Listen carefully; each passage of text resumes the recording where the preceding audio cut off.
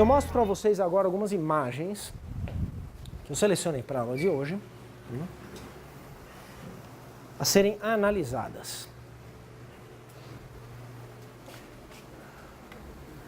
Vejam aí, né? Essa ilustração está publicada na edição moderna do livro do Gandalf, que tem tanto o Tratado da Terra do Brasil quanto a História da Província de Santa Cruz, mas é uma imagem típica do século XVI. Peixes voadores. Então, o que nós temos? Uma caravela, né, em primeiro plano, outras duas caravelas em segundo plano. Estão aqui, então, num mar aberto, né? Esse mar está povoado por criaturas. Vocês veem aqui um peixão gigante, aqui um monstrengo do tamanho da caravela? Estão vendo aqui? Tem outro desses monstrenhos aqui. E por toda a parte, esses peixes voadores, né? Em primeiro plano tem um aqui, ó, feio que dói, estão vendo? Ó, um dentinho só embaixo, né? Um olhão esbugalhado, né? Tem outros aqui e tal. E esses peixes voadores, então, estão atacando a caravela. Peixes voadores existem, vocês sabem disso, né? Aliás, todas as criaturas que existem no mundo hoje, enfim, praticamente todas já existiam nessa época, só que nessa época, além de existirem algumas que não existem mais, porque já foram extintas, existiam em muito maior abundância e eram muito menos conhecidas do que são hoje em dia.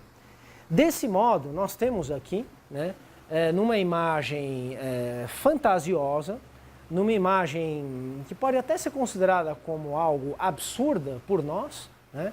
Então, uns peixes voadores gigantes, né, atacando uma caravela, né, é uma representação do espanto dos europeus em relação a criaturas encontradas num ambiente que para eles ainda é um ambiente novo, ainda é um ambiente muito desconhecido. Que ambiente é esse? O oceano.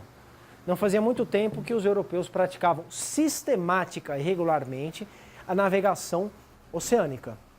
Desse modo, essas criaturas do oceano causam surpresa, causam espanto. E quando alguma coisa choca, quando alguma coisa surpreende, né, o testemunho em torno dela naturalmente tende a ser exagerado, tende a ser amplificado. Não é assim? Quando nos acontece alguma coisa inusitada, inesperada, né, quando nós nos deparamos com algo que não conhecemos e que nos causa temor, que, enfim, mexe com as nossas apreensões, né, por quaisquer motivos, a tendência é que a descrição seja aumentada. Né? Eu nunca levei uma picada de cobra, felizmente, mas eu imagino que se um dia eu levasse uma picada de cobra, eu seria capaz de jurar que a cobra que me atacou era uma sucuri gigantesca. Enfim, apesar que as sucuris não são venenosas, claro, diante daquele espanto, né, é um monstro gigante o que está nos atacando, não é assim? Né? Então aqui nós temos muitos pretextos para essa distorção de perspectiva do nosso ponto de vista. São representações de mundo. Essas criaturas desconhecidas tendem então a ser descritas, tendem a ser representadas em dimensões compatíveis com o grau de novidade carregado pelo encontro com essas próprias criaturas. Faz sentido, pessoal? Tudo bem? Nada de cientificismo moderno, nada de uma tentativa de descrição perfeita dessas criaturas. Estamos aqui diante, então, do testemunho da surpresa. Além disso, essas são imagens de mercado. Elas são produzidas para serem publicadas em livros que são, então, comercializados. As pessoas consomem essas imagens e elas estão interessadas em peixões monstruosos. Nada de peixinhos voadores que não fazem mal a ninguém. Outra imagem aqui, né? Isso produzido, enfim, para sair nas edições do célebre Théodore de Bry, que é um impressor francês do século XVI. O que nós temos aqui, esse novo mundo, né? No primeiro plano, então, dois europeus conversando com um nativo. Esses nativos são estilizados. Antes mesmo de se ver um nativo, antes mesmo de se ler a descrição de um nativo, o ilustrador já sabe como mostrá-lo. Essa é uma representação convencional, que não tem a ver, então, com um diagnóstico preciso da realidade.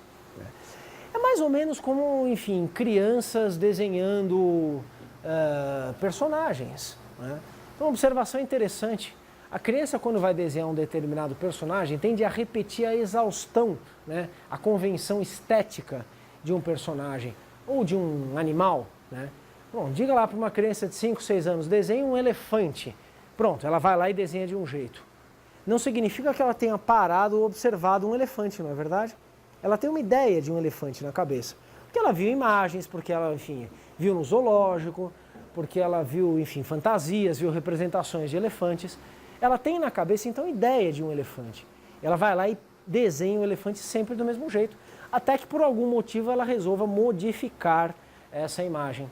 Mas a tendência, então, é que se desenhe um elefante a partir de uma experiência que não necessariamente é a experiência direta com o elefante, mas é a experiência compartilhada socialmente. A tendência também é que essas convenções se repitam de criança para criança. Faz sentido isso? Sim? Aqui nós estamos também diante de convenções que são manipuladas por gente que dispõe então de certas ideias pretéritas acerca dessa realidade que será mostrada como representação, não com uma descrição fiel da mesma. Bom, então os europeus estão conversando com esse nativo. Ao redor deles, alguns nativos desesperados que estão sendo, enfim, atacados por criaturas fantásticas. No primeiro plano, né, um pobre coitado está sendo espancado por um diabão aqui, estão vendo? Né? Chifrinho, rabinho, né, as asas e o sorriso maligno. Também uma representação convencional do diabo. Existem outros diabos que estão espalhados por aí, existem criaturas fantásticas, monstros voadores. Tem um quadrúpede aqui de difícil definição, que tem uma cara humana, mas não muito humana, estão vendo? Né? Uma espécie de um cachorro aqui, um bicho esquisito a beça. Né? Outro nativo está sendo atacado por um demônio, mas esse demônio aqui ele é mais quadrúpede do que esse daqui, que é mais bípede. Estão vendo aqui, ó? Né? Tem, enfim, um focinho de lobo, um focinho de cachorro, alguma coisa assim. E aqui, tem outro aqui também, ó. Outro demônio, um demônio mais anãozinho, aí também com uma cara diferente, com um tacape espancando o nativo, enquanto os europeus conversam. Né? Há que se acreditar nisso? Né? Não, nem todo mundo que visse essa imagem acreditaria que as coisas eram exatamente dessa maneira. Mas essa crença, repito, é uma crença que não deve ser interrogada diretamente. Por quê? Em primeiro lugar, isso aqui é interessante. Isso mexe com uma predisposição ao consumo do fantástico, do fantasioso. Em segundo lugar, essa peça é uma propaganda. Veiculada, então, por um impressor francês do século XVI, ela mostra ibéricos incapazes de governar o Novo Mundo. Portanto, faz uma apologia da expansão francesa da colonização. Na mão dos ibéricos, olha o que é o Novo Mundo, ó, tá vendo? Né? Então, o problema não são nem esses índios pelados aí. O problema é o demônio, a maldade, a desordem. Né? Os nativos, então, são atacados, né, pelo mal. Eles sofrem o mal. Né?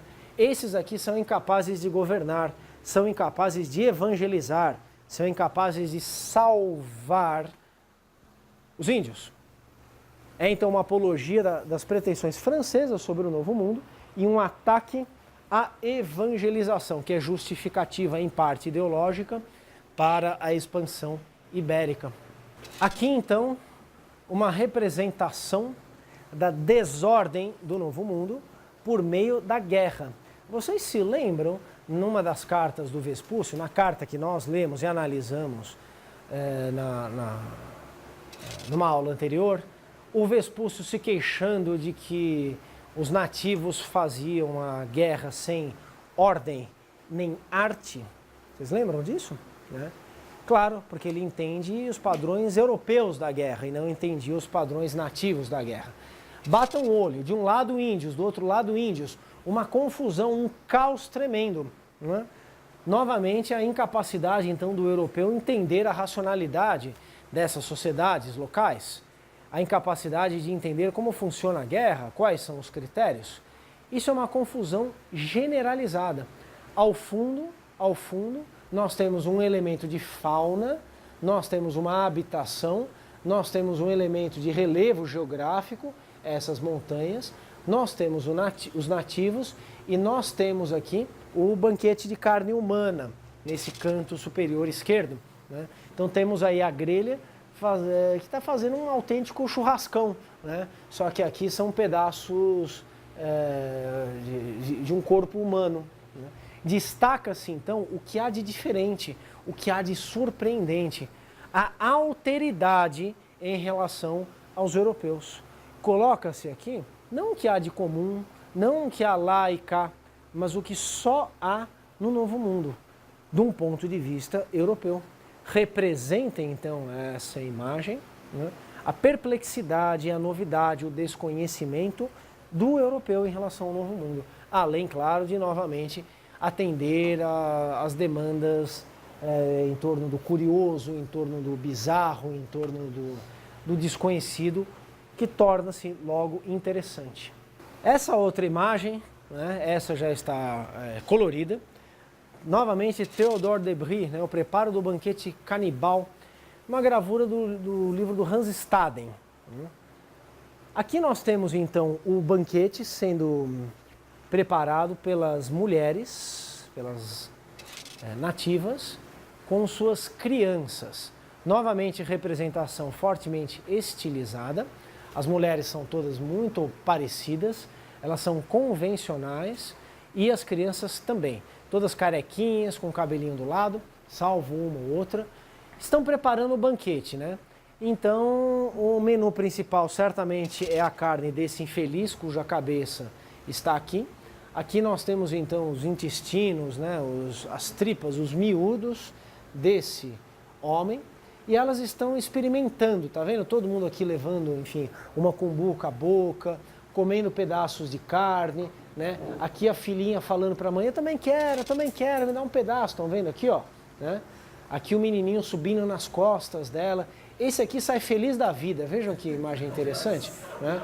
Saiu com um bom quinhão, né, desse banquete que está sendo preparado, né? Olha lá, a mãe fazendo um cafunézinho, tá aqui meu filho, uma comidinha gostosa para você, né? Então, já esse aqui não teve a mesma sorte, olha a cara do coitadinho, né? A cara assim, tô com fome. Se nós observarmos essa imagem seguinte aqui, né? Novamente, preparo de banquete, né? Há uma discrepância em relação à imagem, ou melhor, há uma luz no fim do túnel, do ponto de vista europeu, claro, né? Que é essa imagem aqui do europeu, o europeu devoto, escandalizado com o que ele vê, né? Numa postura, então, de elevação do seu olhar em relação aos céus, uma atitude reverencial para com a divindade demonstrada pela posição dos seus braços, do seu corpo. Ele está lá, mas ele não está compartilhando disso. O banquete aqui ele é apresentado de maneira bastante chocante, né? Existe mais de uma cabeça, né? Tem uma aqui, tem outra cabeça aqui. Esse aqui acabou de ser morto, o corpo dele ainda está sendo despedaçado, né? Cada uma sai com um pedaço. Essa mulher aqui saiu com uma perna, né, bem gostosa, essas duas com dois braços. Esse menininho ficou com a cabeça e está mostrando a cabeça para nós. Essa outra cabeça está sendo então colocada nessa cumbuca grandona. Pedaços aqui de lenha para fazer o fogo. As crianças estão ajudando, né?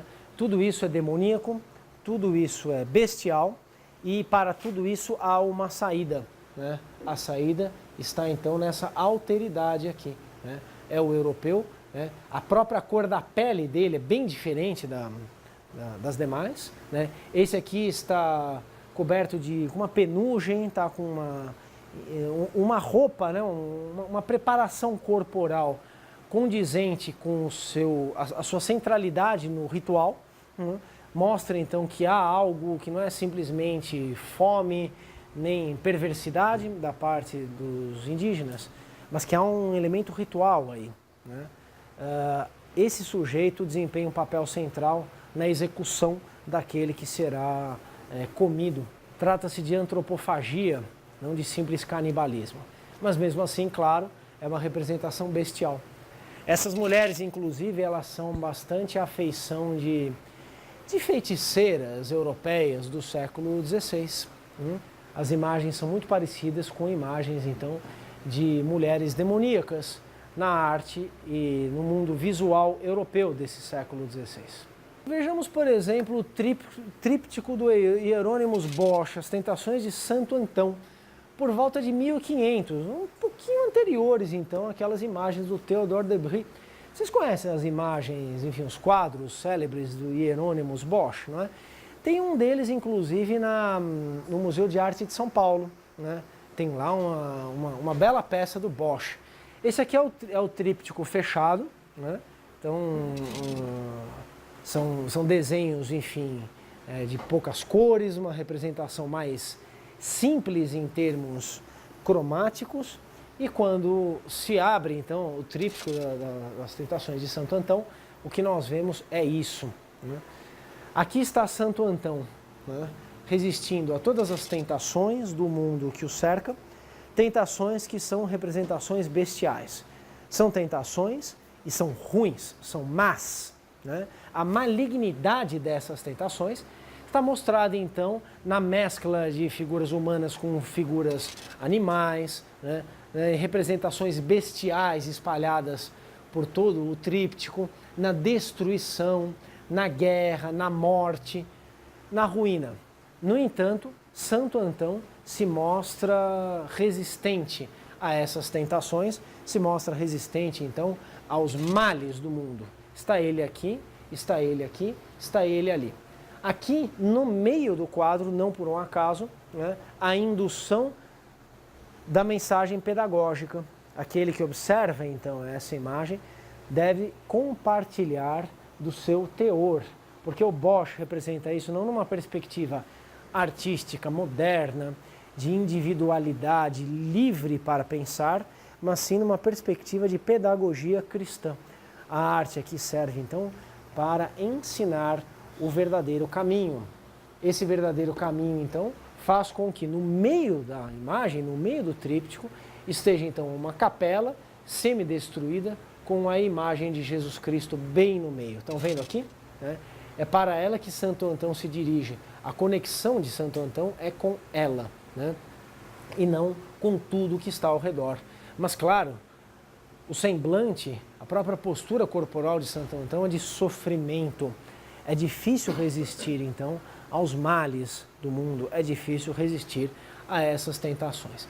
De todo modo, em termos formais, em termos estéticos, né, nós temos uma mesma gramática entre esta imagem, né, e imagens como essas aqui, né, como essa aqui, por exemplo, essas criaturas voadoras, essas mesclas de homens com animais resultando em seres bestiais.